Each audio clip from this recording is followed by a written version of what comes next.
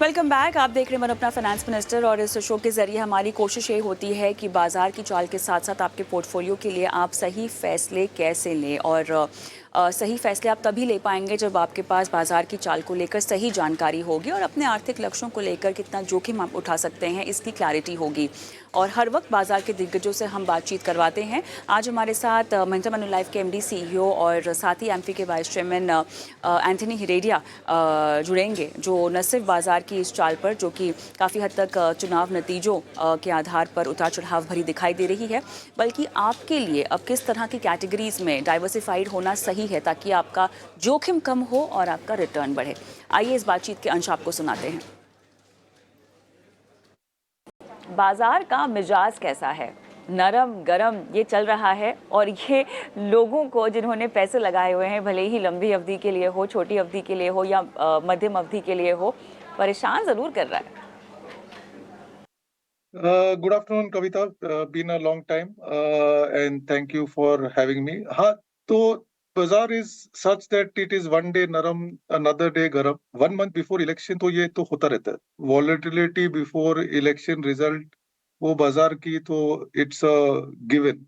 And मेरा view ये होगा कि जो आपकी जो इन्वेस्टमेंट स्ट्रेटेजी है, आपकी जो व्यू लॉन्ग टर्म का है, वो बनाए रखे और आप ये सब जो रोज की उतार-चढ़ाव या जो रोज की पॉजिटिव न्यूज़ या नेगेटिव न्यूज़ को आप समझिए, लेकिन आप मोस्टली इग्नोर कीजिए बिकॉज़ इवेंचुअली आपको तो लॉन्ग टर्म के हिसाब से इन्वेस्ट करना है।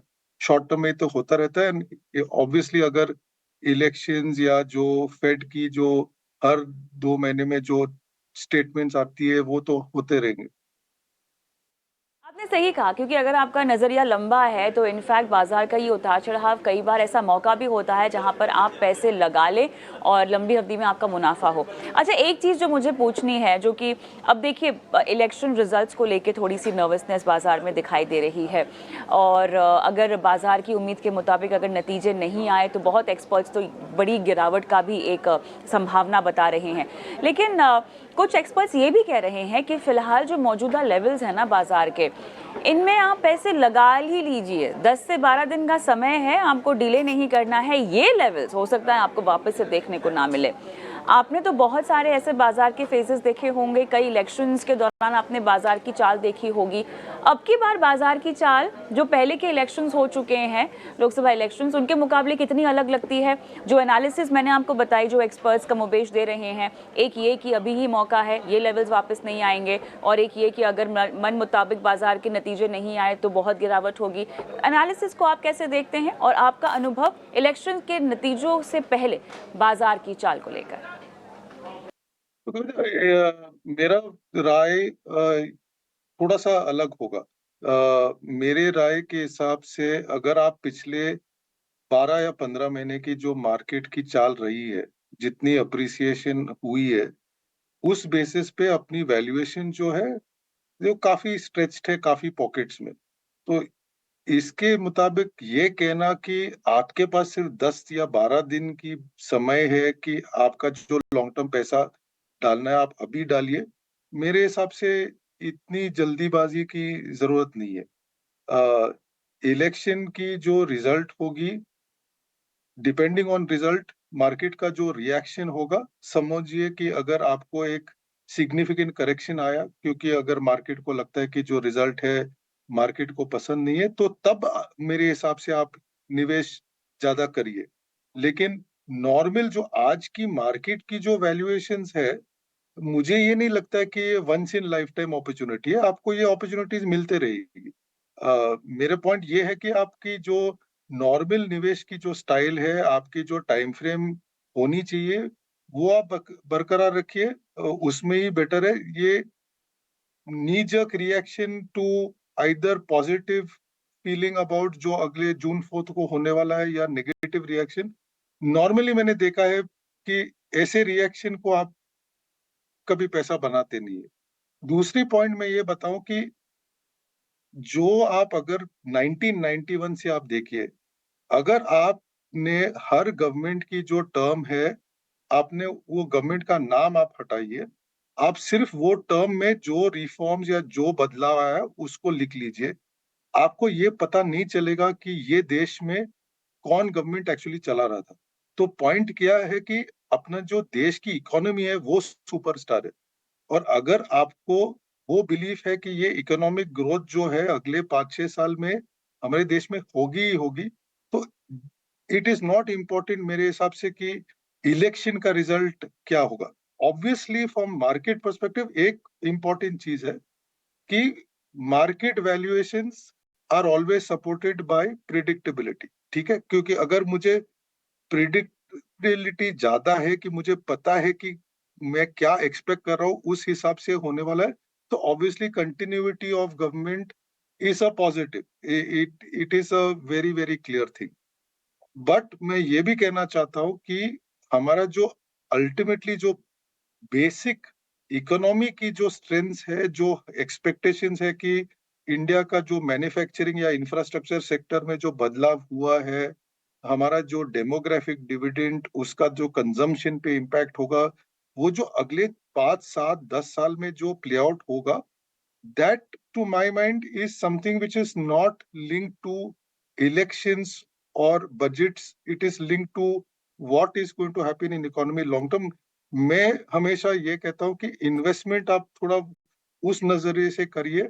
आप जो अगले 30 दिन में होगा या अगले 7 दिन में जो होगा, अगर आप उस बेसिस पे आपके इन्वेस्टमेंट डिसीजंस आप लेंगे, तो नॉर्मली उस डिसीजंस में आप पैसा नहीं बनाते। बहुत बेहतरीन तरीके से आपने ये समझाया कि कैसे बाजार के शॉर्ट टर्म ट्रिगर्स को हावी नहीं होने देना चाहिए अपनी लॉन्ग टर्म प्लानिंग में, और कैसे ये जो अपॉर्चुनिटी आपको लग रही है ये once in a lifetime opportunity नहीं है, लेकिन हाँ सोच समझकर अगर फ़ायदा उठाना चाहते हैं तो आपको कर देना चाहिए योजनाबद्ध तरीके से। अच्छा, एक और चीज़ मैं चाहती थी आप हमारे दर्शकों को समझाएं, क्योंकि अब देखिए असल समझ बाजार में तभी आती है जब आप पैसे लगाते हैं और थोड़े बहुत पैसे गवा ही देते हैं। आपको नुकसान हुए बगैर मेरे ख्याल से बहुत ही कम लोग हैं जो सीख पाते होंगे कि बाजार कामकाज कैसे करता है और बाजार की चाल पे कैसे रिएक्ट करना चाहिए, नहीं करना चाहिए। हालांकि हमारा मकसद तो यही है कि हम लोगों को घाटे से बचाए, नुकसान से बचाए और सही फाइनेंशियल लिटरेसी के जरिए उनको आगे बढ़ाएं। लेकिन जब लोग खबरें पढ़ते हैं ना एंथनी सर, तो परेशान हो जाते हैं। आजकल खबरों में एफआईआईस की सेलिंग है, आजकल खबरों में बात है कि भारत से पैसा निकाला जा रहा है, चाइना के बाज़ारों में डाला जा रहा है क्योंकि वहाँ पर फ़िलहाल वैल्यूएशन अट्रैक्टिव है। भारत तो हमेशा से ही प्रीमियम बाज़ार उनको लगता था, लेकिन अब वहाँ पर कुछ पॉकेट्स हैं जहाँ पर चाइना में एफआईआईस को काफ़ी दमदार मौका दिखाई दे रहा है। दूसरी हमारी ग्रोथ स्टोरी है जो कि अपनी बुनियादी तौर पर फंडामेंटली बहुत स्ट्रॉन्ग है, और हम कह रहे हैं कि हमारे जो डीआईआईज हैं वो अभी मजबूती से खड़े हैं और बाजार भी बहुत मैच्योर हो गया है। हमारी रिटेल पार्टिसिपेशन आप देख लीजिए, जो आंकड़े आए हैं खासतौर से एसआईपी के 20,000 करोड़ के आगे बढ़ गए हैं। तो एक हमारी डीआईआईज की कितनी स्टोरी मजबूत है और एफआईआईज की सेलिंग और चाइना की तरफ जाना कितना चिंताजनक एक विषय हो जाएगा आपके मुताबिक?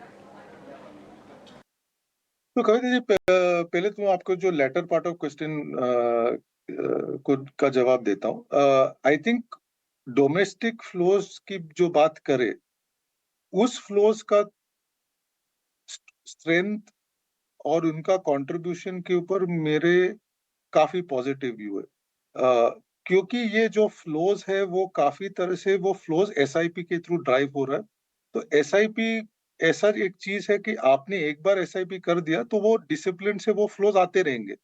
प्रॉब्लम तब होती है कि जब आप बुद्धि हर महीने आप लगाओगे कि मुझे डालना चाहिए या इन्वेस्ट निकालना चाहिए, उसमें फ्लोज में वॉलेटिलिटी होती है। तो मुझे कॉन्फिडेंस बहुत है कि अगर 60 to 70% of the flows SIP के माध्यम से आ रहा है, तो उसमें मुझे लगता है कि consistency of these flows, DI flows, अगले 1-2 साल या 3 साल के लिए मार्केट को काफी स्ट्रेंथ देती है।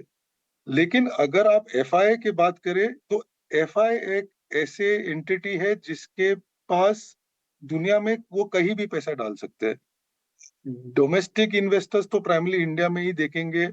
वो तो सोचेंगे कि क्या मुझे एफडी में ज्यादा डालना चाहिए या मुझे इक्विटी में ज्यादा डालना चाहिए। लेकिन जो एफआई है वो देखेंगे कि क्या चाइना की जो बैड न्यूज थी वो प्राइस्ड इन हो गया, अभी वैल्यूएशन इतने अट्रैक्टिव है।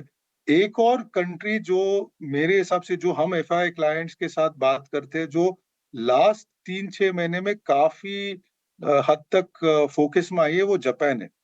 एंड एक्चुअली जापान एक ऐसे कंट्री है कि एक तरह से जापान वर्ल्ड को लिक्विडिटी बहुत प्रोवाइड कर चुकी है। लास्ट 10-20 साल से लोग हमेशा यूएस के तरफ देखते हैं कि यूएस फेड क्या कह रहा है, यूएस में लिक्विडिटी कितनी बढ़ रही है। लेकिन अगर आप देखोगे कि अगर यूएस के अलावा एक और कंट्री है जो ग्लोबल लिक्विडिटी को सपोर्ट करती आ रही है, वो जापान है।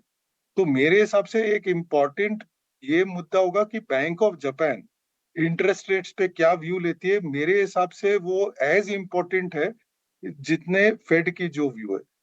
मेरे हिसाब से एफआईज जो है उनकी, अगर आप 1-2 साल की नंबर्स देखोगे तो मेरे हिसाब से एफआई फ्लोज नेट पॉजिटिव ही आएंगे, क्योंकि उनको भी पता है कि जो भारत की इकोनॉमी की जो ग्रोथ रेट्स है, जो कंपनीज की जो अर्निंग्स है, वो कई और देशों में ऐसे सिमिलर अपॉर्चुनिटीज नहीं मिलेंगे।